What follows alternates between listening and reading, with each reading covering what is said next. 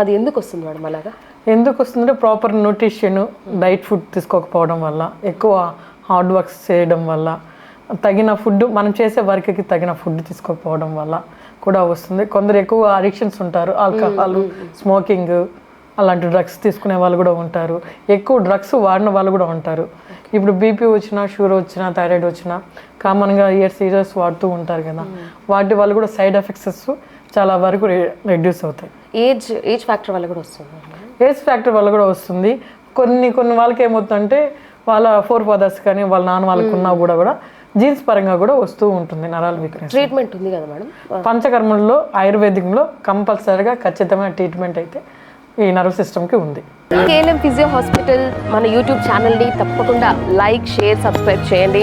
And మనకి మంచి reviews, మంచి సబ్స్క్రైబర్స్ అయితే కూడా వస్తున్నారు.